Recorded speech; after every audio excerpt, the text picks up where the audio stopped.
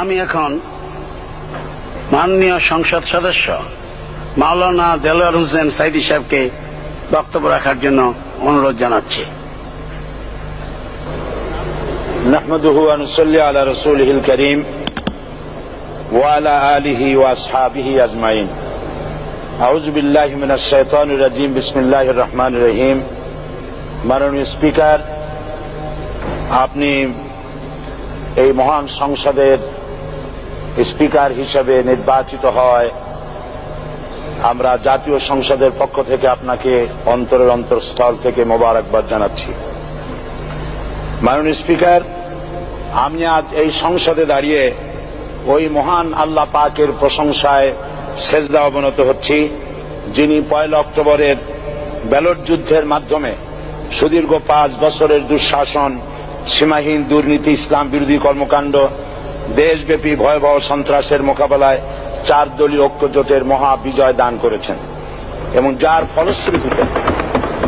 যার ফলশ্রুতিতে আজকে আমরা এই মহান সংসদে দাঁড়িয়ে কথা বলার সুযোগ লাভ করেছি। মাননীয় স্পিকার, আপনার মাধ্যমে আমি আমার অন্তরের অন্তঃস্থল থেকে দেশবাসীকে ধন্যবাদ জানাই। বিশেষ করে আমার নির্বাচনী এলাকা পিরোজপুর, নাজিরপুর, ইন্দুরকানীবাসী ভাই বোনদের প্রতি কৃতজ্ঞতা জানাই, যাদের অক্লান্ত পরিশ্রমে এবং মূল্যবান ভোটের মাধ্যমে আমি নির্বাচিত হয়ে মহান সংসদের সদস্য হওয়ার সুযোগ লাভ করেছি।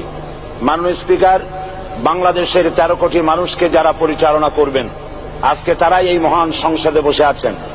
আমি আপনার মাধ্যমে তাদের উদ্দেশ্যে কিছু কথা বলতে চাই। জবাবদিহিমূলক সরকার, কল্যাণমূলক সরকার ও সুস্থ প্রশাসন, এই বাক্যগুলি আমরা প্রায় শুনে থাকি। এই বাক্যগুলির অর্থ সরকার স্বৈরাচার নয়, বরং জনগণের কল্যাণে জনগণ নিকট দায়বদ্ধ সরকার, যা আব্রাহাম লিঙ্কনের ভাষায় by the people, for the people, of the people. বর্তমান পৃথিবীতে মূলত গণতান্ত্রিক দেশে এখন সরকারকে বিবেচনা করা হয়। এরূপ সরকারের জনগণের সার্বভৌম ক্ষমতার উৎস হিসেবে বিবেচনা করা হয়, অর্থাৎ সংখ্যাগরিষ্ঠ প্রতিনিধিদের প্রণীত আইনই হল আইন এবং নির্বাচিত হবার পর সরকার হয়ে পড়েন সমগ্র জনগণের, আর বিরোধী দল হয় ছায়া সরকার। মাননীয় স্পিকার, সরকারকে সঠিক পথে পরিচালনার জন্য বিরোধী দলকে অপরিহার্য বিবেচনা করা হয়। বর্তমান গণতান্ত্রিক চেতনা বেশি পুরনো নয়, মানুষ মূলত রাজতান্ত্রিক স্বৈর শাসনের সাথেই বেশি পরিচিত। বস্তুত বর্তমান পৃথিবীতে গণতান্ত্রিক শাসন ব্যবস্থায় জবাবদিহিমূলক, কল্যাণমূলক, স্বচ্ছ প্রশাসনের যে কথাবার্তা আমরা শুনতে পাই, এর প্রথম উপস্থাপক হলেন বিশ্বনবী হযরত মুহাম্মদ রাসূলুল্লাহ সাল্লাল্লাহু আলাইহি ওয়াসাল্লাম। বর্তমান গণতান্ত্রিক ব্যবস্থাপনার সাথে ইসলামের মূল পার্থক্য হল সার্বভৌমত্বের ধারণা নিয়ে। ইসলামের দৃষ্টিতে সার্বভৌমত্বের মালিক জনগণ নয়, মালিক হলেন আল্লাহ রাব্বুল আলামিন। কিন্তু সরকার গঠন ও পরিচালনা জনগণের ইচ্ছার ভিত্তিতে হতে হবে। জনগণের ইচ্ছার বিরুদ্ধে ক্ষমতায় থাকার অধিকার ইসলামের স্বীকৃত নয়। মাননীয় স্পিকার, সাধারণত লক্ষ্য করা যায় সরকার, সরকারি কর্মকর্তা, কর্মচারী বৃন্দ জনগণের উপর নানাভাবে জুলুম, নির্যাতন বা শোষণ করে থাকে। জনগণের খাদেম না হয়ে তারা হয়ে পড়েন জনগণের প্রভু। তারা জনগণের সম্পদকে তসরুপ করে। এই অবস্থা থেকে মুক্ত করার জন্য রাসূল করিম সাল্লাল্লাহু আলাইহি ওয়াসাল্লাম সরকারি কর্মকর্তা ও কর্মচারীদের মধ্যে তীব্র দায়িত্ব অনুভূতি জাগ্রত করে তিনি বলেন, ঘুষ দাতা ও গৃহীতা উভয় জাহান্নামী। নবী করিম সাল্লাল্লাহু আলাইহি ওয়াসাল্লাম আরো বলেছেন, আমরা যদি কাউকে কোনো রাষ্ট্রীয় দায়িত্ব প্রদান করি, তখন সেই ব্যক্তি তার ব্যক্তিগত কাজ যতটা নিষ্ঠা ও আন্তরিকতার সাথে পালন করে, রাষ্ট্রীয় দায়িত্ব যদি সেভাবে পালন না করে, তবে কিয়ামতের দিন তাকে উল্টো করে জাহান্নামে নিক্ষেপ করা হবে। রাষ্ট্রীয় সম্পদ তসরুপের ব্যাপারে কঠোর হুঁশিয়ারি উচ্চারণ করে বিশ্বনবী মুহাম্মদ রাসূলুল্লাহ সাল্লাল্লাহু আলাইহি ওয়াসাল্লাম বলেছেন, রাষ্ট্রীয় দায়িত্ব পালনকারী কেউ যদি 1 টুকরা সুতা বা তার চেয়েও ক্ষুদ্র কোনো জিনিস খেয়ানত করে, তবে কিয়ামতের দিন খেয়ানতের বোঝা মাথায় করে তাকে উঠতে হবে। মাননীয় স্পিকার, আল্লাহ রসুল যে সরকার ব্যবস্থা প্রতিষ্ঠা করেছিলেন, তা সত্যিকার অর্থে ছিল জনকল্যাণমূলক সরকার।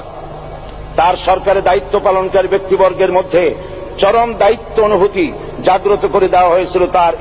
এটা সম্ভব হয়েছিল কেবলমাত্র আখিরাতের তীব্র বিশ্বাস ও মহান আল্লাহর দরবারে জবাবদিহিতার অনুভূতির মাধ্যমে। মানুষের নিকট জবাবদিহিতা পাশ কাটিয়ে যাওয়া যায়, কিন্তু আল্লাহর নিকট জবাবদিহিতা পাশ কাটানোর কোনো সুযোগ নেই। মাননীয় স্পিকার, নবী করিম সাল্লাল্লাহু আলাইহি ওয়াসাল্লামের সরকার ব্যবস্থাপনায় সবাই যেমন আইনের দৃষ্টিতে সমান অধিকার ভোগ করেছে, ঠিক তেমনি ভাবে রাষ্ট্রের নাগরিক হিসাবে সবারই মৌলিক চাহিদাসমূহ পূরণ হয়েছে। ঋণগ্রস্ত এতিম অসহায় জনগণ রাষ্ট্রীয় তহবিল থেকে সহযোগিতা লাভ করেছে। মূলত এটা জনকল্যাণমূলক সরকারের ধারণা বিশ্ববাসী তখনই প্রথম অবলোকন করে।